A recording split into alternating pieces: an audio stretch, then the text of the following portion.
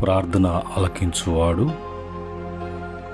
అడుగు వాటికంటే ఊహించిన దానికంటే అత్యధికముగా దయచేసేటువంటి ప్రభు, ఎల్లవేళలా ఆయన మన మొరను వినేటువంటి ప్రభు, మనకు తెలియవలసినటువంటి విషయాలను సత్యాలను బయలుపరిచేటువంటి ప్రభు అయినటువంటి నామములో తిరిగి మరొక వేకువని కృపావాక్య ధ్యానములోకి మనల్ని ప్రవేశపెట్టినటువంటి దేవాతి దేవునికి హృదయపూర్వకముగా కృతజ్ఞతాస్తుతులు చెల్లిస్తూ ఉన్నాను. అలాగనే ప్రతిరోజు ఉదయకాలం ముందు అందించబడుతున్నటువంటి కృపావాక్యాన్ని వింటూ బలపడుతూ మరి ప్రభులో ఎదుగుతున్న ప్రతి బిడ్డ కూడా ప్రభు పేరట వందనములు, ప్రభు పేరట శుభములు తెలియజేస్తున్నాను. ప్రేమైన దేవుని బిడ్డలారా, ఈ యొక్క ఉదయకాలం ముందు ప్రభు కృపావాక్యాన్ని మనకిచ్చినటువంటి మాటలను చదువుకొని ప్రార్థనాపూర్వకంగా మనము ధ్యానం చేయటానికి ప్రభు సన్నిధిలో మనం సిద్ధపడదాం. ఈ సమయంలో మరి ఇర్మియా గ్రంథము 33వ అధ్యాయము 3వ వచనములో ఉన్నటువంటి మాటని, కృపావాక్యాన్ని, ఈ దినము ప్రభు మనకిచ్చినటువంటి మాటలను మనము మరి చదువుకొని ప్రార్థనాపూర్వకంగా ధ్యానం చేద్దాం. నాకు మొరపెట్టుము, నేను నీకు ఉత్తరం ఇచ్చేదను. నీవు గ్రహింపలేని గొప్ప సంగతులను, గూఢమైన సంగతులను నీకు తెలియజేతును. ప్రేమగల తండ్రి, జీవము గలటువంటి మా ప్రభు, దాసును మరుగుపరచండి. మీరు మాట్లాడండి ప్రభువా, వివరించండి. ఆత్మలకు, ఆత్మీయతకు, భక్తి జీవితానికి కావలసినటువంటి మీ యొక్క శక్తిని దయచేయమని, బలపరచమని యేసుక్రీస్తు నామంలో అడిగి వేడుకుంటున్నాము తండ్రి, ఆమేన్.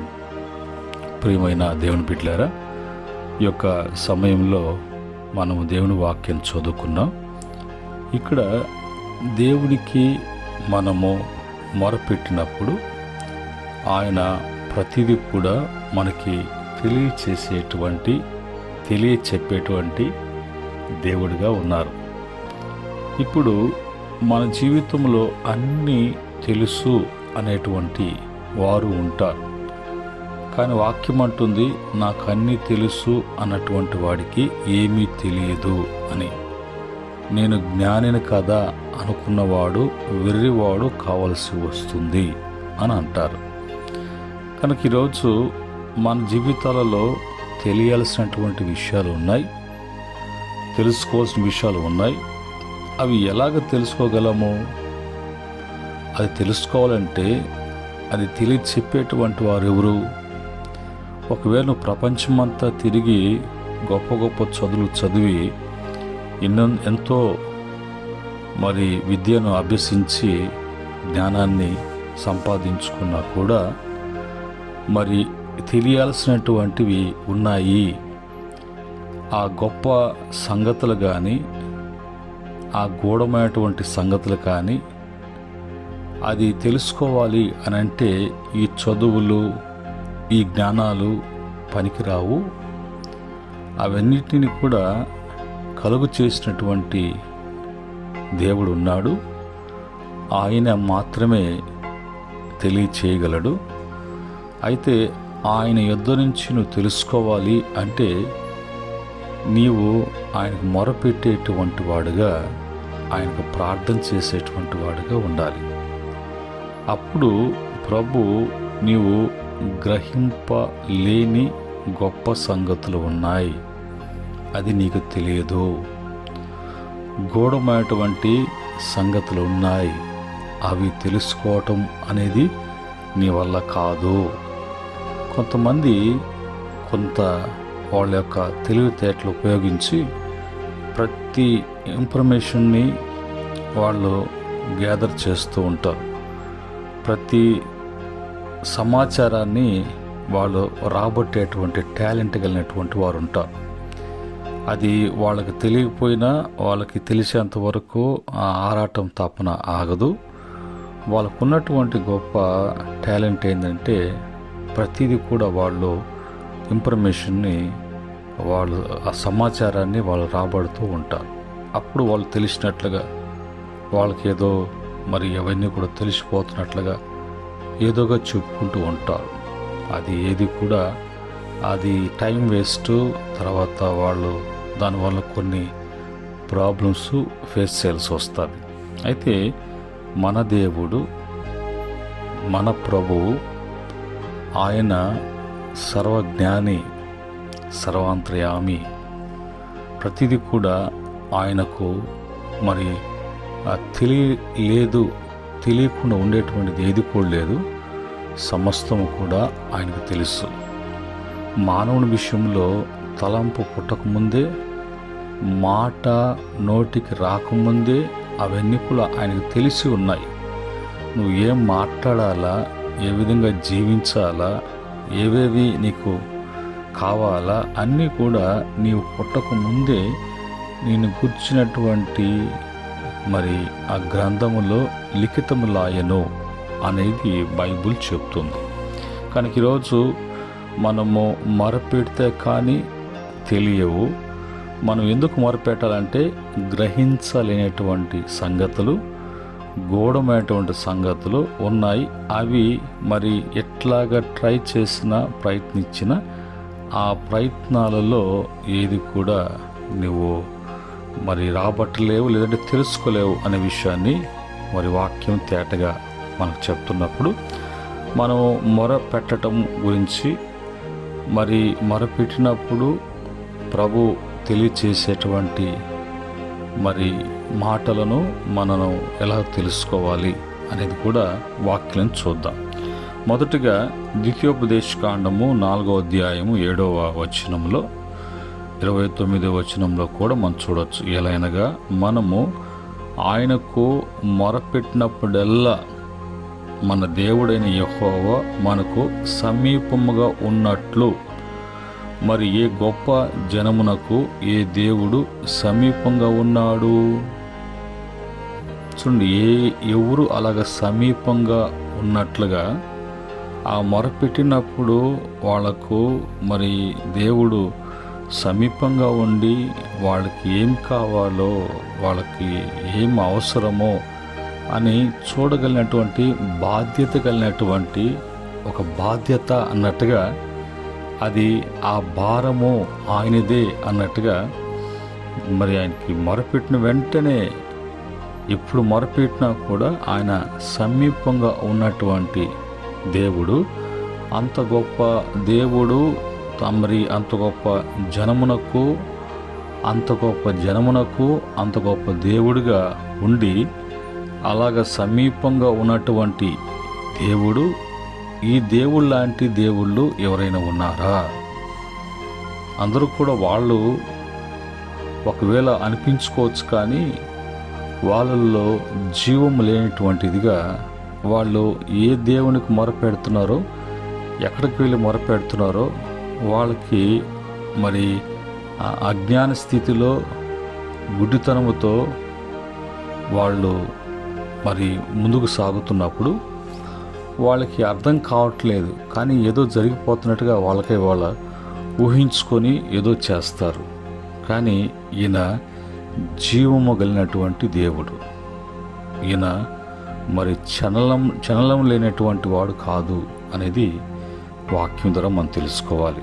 తర్వాత రెండవ మాటగా కీర్తన 24వ కీర్తన 14వ చరణంలో యెహోవా మర్మము ఆయన యందు భయభక్తుల గలవారికి తెలిసి ఉన్నది, ఆయన తన నిబంధనను వారికి తెలియజేయును. కనుక మర్మాలు అనేది ఆయనకు తెలుసు. ఆ మర్మాలు మనకు బయలుపరచాలంటే అది ఎవరికి బయలుపరుస్తాడు? ఎవరికి ఆ మర్మాలు తెలుస్తాయంటే తన యందు భయభక్తులు కలిగినటువంటి వారికి అది తెలియచేస్తాడు. ఆ విధంగా తన యొక్క నిబంధనను వారికి తెలియచేసేటువంటి దేవుడిగా ఉన్నాడు. కనుక ఇది ఆషామాషగా మరి తెలుసుకోవటం అనేది, ఆషామాషగా మొరపెట్టి కలిగి ఉండడం అనేది, పొందుకోవటం అనేది అది ఆషామాష కాదు, ఒక భక్తి జీవితంలో జరిగేటువంటి కార్యాలు.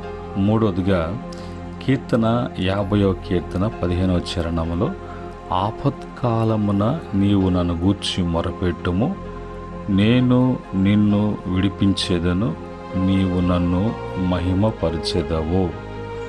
కనుక ఇప్పుడు ప్రభువే స్వయంగా చెప్తున్నాడు, నీకు ఏ ఆపద వచ్చినా, ఒకవేళ ఆపద వస్తుంది అని నీకు అనిపించినా, నీకు చుట్టూ ఉన్నటువంటి ప్రాంతాలు నీకు ఆపద కలిగించే విధముగా ఉన్నా, నీవు చేయవలసింది వాటిని చూసి బెదిరి భయముతో మరి నువ్వు హడావిడి చేయకుండా నీవు నాకు మొరపెట్టుమో, అప్పుడు నేను విడిపించేదను, నేను నీకు చేసినటువంటి కార్యాన్ని బట్టి, నా వలన నీ కలిగినటువంటి ఆ మంచిని బట్టి నీవే నన్ను మహిమపరిచెదవు అనేది 3 మాటలు దేవుని వాక్యం నుంచి మనం చూసాం. అది ఆర్డర్. ఈ ఆర్డర్లో నువ్వు గ్రహించలేనటువంటి గొప్ప సంగతులు కానీ, గూఢమైనటువంటి సంగతులు కానీ, మరి ప్రభు నీకు అన్నీ కూడా అర్థమయ్యే కోణంలో ప్రభు చెప్తాడు. అట్లాగా ప్రభు తెలియచేసేటువంటిది ఎలాగుంటుందో, ఎట్లాగ తెలియచేస్తాడు, ఆయన తెలియచేశాడు అనేది మనకి ఎట్లా తెలుస్తుంది అన్నప్పుడు, కీర్తన 51వ కీర్తన 6వ చరణంలో, నీవు అంతరంగములో సత్యము కోరుచున్నావు, ఆంతర్యమున నాకు జ్ఞానము తెలియచేయుదువు. చూడండి, మరి ఆయన నీలో అంతరంగములో, ఆంతర్యములో నీకు మరి సత్యము అనేది, సత్యవాక్కు అనేది, సత్యము నీలో నివసించే విధముగా ఉన్నప్పుడు, ఆయన ఆ సత్యములో ఉన్నటువంటి నీవు, నీ అంతరంగములో సత్యము కోరినటువంటి దేవుడు నీకు ఆ ఆంతర్యమున జ్ఞానమును మరి తెలియచేసినప్పుడు, నీకు ప్రతిదీ కూడా నీకు అర్థమైపోతూ ఉంటుంది. ఏమి జరగబోతుంది, ఏమి జరుగుతుంది, ఇది ఎందుకు జరుగుతుంది, మరి జరగడానికి కారణం ఏంటంటే, నీ ఆంతరంగమున దేవుడు జ్ఞానమును ఉంచాడు, తెలియచేస్తున్నాడు. కాబట్టి వాటన్నిటిని కూడా నువ్వు ఆటోమేటిక్గా గ్రహించగలవు, తెలుసుకోగలవు.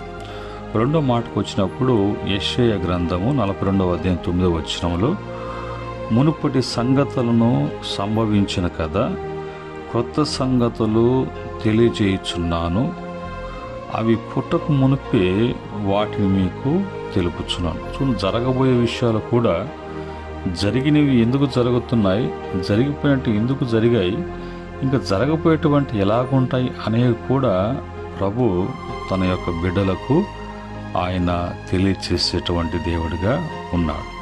అలాగనే ఇరిమియా గ్రంథము 42వ అధ్యాయము 3-4 వచనాలు 1 నుంచి చూసుకున్నా కూడా అక్కడ రాయవలసిన మాట ఏంటంటే, మేము నడవలసిన మార్గమును, చేయవలసినటువంటి కార్యమును మరి నీ దేవుడకు యెహోవా మాకు తెలియచేయును కాక. అంటే ఇప్పుడు వీళ్ళు ఆలోచించటము, వాళ్ళ యొక్క గొప్పతనాన్ని ప్రదర్శించుకోవటము, వాళ్ళు ఏదో మరి ఇంత తెలిస్తే అంత అన్నట్టు కాకుండా, మరి ఆయన నడవలసిన మార్గమును, చేయవలసిన కార్యమును ఆయనే మాకు తెలియచేస్తారు. కనుక ఇప్పుడు ఈ మాటను బట్టి వారు దేవుని మీద ఆధారపడుతున్నట్లుగా ఉంది. కానీ దేవుడు ఎప్పుడు ఏం చేస్తాడో అనే ఆసక్తితో వెతికేటువంటి వారు ఉన్నారు. కానీ వేరే ప్రయత్నాలు వీళ్ళు చేయట్లేదు. చాలా వరకు వేరే ప్రయత్నాలు చేస్తారు. మరి క్రైస్తవుల్లో కూడా వాళ్ళు మరి కొన్ని ప్రశ్నలు చూపించుకున్నటువంటి ఆ క్రమంలోకి వచ్చేసారు. ఇది ఎట్లా జరుగుతుంది, ఎందుకు జరిగింది, ఎప్పుడు జరగబోతుంది, ప్రజెంట్ మా కండిషన్ ఏంటి అన్నప్పుడు ఆ ఎదుట చెప్పేటువంటి వ్యక్తి దేవుని వాక్యాన్ని బట్టి ఆ సమస్య నుంచి బయటికి రావటానికి పరిష్కారము దేవుడు ఇచ్చిన వాక్యాన్ని బట్టి వాళ్ళకు బోధించి వాళ్ళకు బుద్ధి చెప్పి సరిచేయాల్సింది పోయి వాళ్లకు కొన్ని ఒక హిందువులు అన్యులు ఏ విధంగా అయితే ప్రశ్నలు చెప్పించుకుంటూ అంజనం వేసుకుంటూ తర్వాత సోది చెప్పించుకుంటూ ఉండేటువంటి అలవాట్లు వాళ్ళకి పిచ్చి. అదే పిచ్చి క్రైస్తవులో కూడా కొంతమందికి అలాంటి పిచ్చితో ఒకటేమంటే ఫోన్లు చేస్తూ ఉంటారు. అవతల వాళ్ళు కూడా అది నిజమైనటువంటి బోధ, నిజమైనటువంటి సత్యాన్ని బోధించి సత్యవాక్యాన్ని వివరించి ఉన్నదున్నట్లుగా ప్రభు బోధించినట్లుగా బోధించమన్న రీతిలో బోధించకుండా వాళ్ళు కొంతమంది వారి యొక్క స్వలాభం కొరకో వాళ్ళ యొక్క స్వార్థం కొరకో జనాల్ని అలాగా దేవుని యొక్క వాక్యాన్ని బోధను తప్పించి దుర్బోధ వాళ్ళ యొక్క వీక్నెస్ని బట్టి కొంతమంది విచిత్రమైనటువంటివి చేస్తూ ఉంటారు. అలాంటి వాటిల్లో ఎప్పుడు కూడా మనము వాటిల్లో అలవాటు చేసుకోకూడదు. అలాంటివి మనం దరిదాపులకు వచ్చి అది మనకు పాపముగా, అపరాధముగా, అది ఒక తెగులుగా, శాపంగా మనల్ని అలుముకొని మనల్ని నాశనం చేయకుండా మనమే జాగ్రత్త కలిగి ఉన్నటువంటి వారంగా ఉండాలి. అలాగే లేనప్పుడు మన జీవితాల్లో చాలా సమస్య మీద మనమే సమస్యలు తెచ్చిపెట్టుకుంటాం.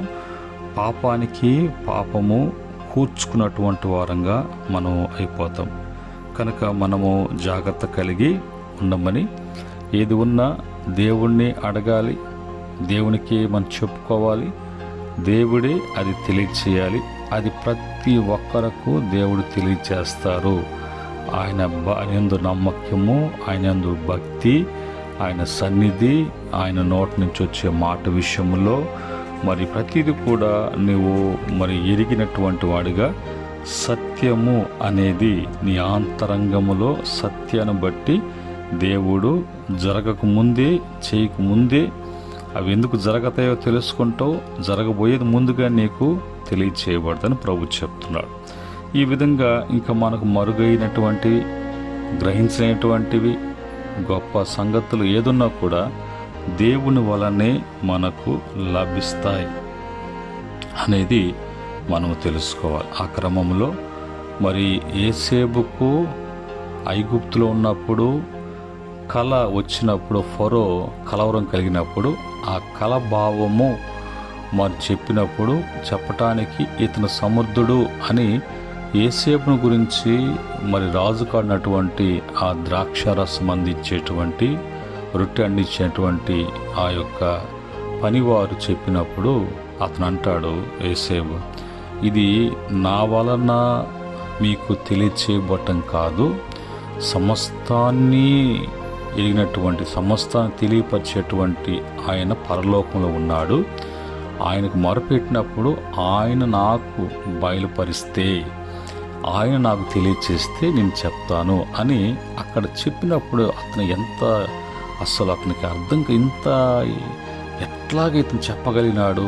ఇతని దేవుని ఆత్మ కలిగినటువంటి వాడు, దైవిక జ్ఞానం చేత నడిపించబడుతున్నాడు. కాబట్టి ఇతనే ఈ యొక్క ఐగుప్తు మొత్తానికి అధికారి అన్నట్టుగా అతను అధికారి చేయబడ్డాడు. చూసారా, అంటే జోసెఫ్లో, యోసేపులో మొరపెట్టేటువంటిది ప్రభు యొద్ద వేచి ఉండి తెలుసుకోవటము అనేది ఎంత ఓర్పుతో, సహనముతో, నిరీక్షణతో